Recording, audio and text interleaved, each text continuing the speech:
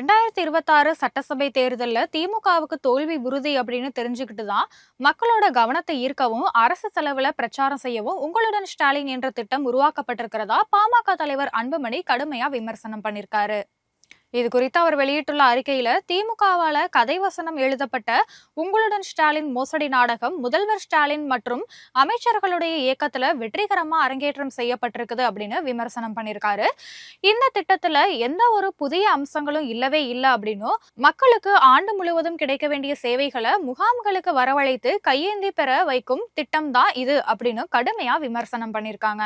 இந்த திட்டத்தின் மூலமா வழங்கப்படும் 46 சேவைகளையும் சேவை மையங்கள்லயே பெற முடியும் அப்படின்னு சுட்டிக்காட்டிய அன்புமணி, முகாம்களுக்கு மக்கள் வரமாட்டாங்க அப்படிங்கிறதுனால பெண்களை ஈர்க்கும் வகையில மகளிர் உரிமை தொகைக்கான விண்ணப்பங்கள் இந்த முகாம்கள்ல மட்டுமே பெறப்படும் அப்படின்னு கவர்ச்சியான அறிவிப்பையும் திமுக அரசு வெளியிட்டிருக்கிறதா அவரு விமர்சனம் பண்ணியிருக்காரு.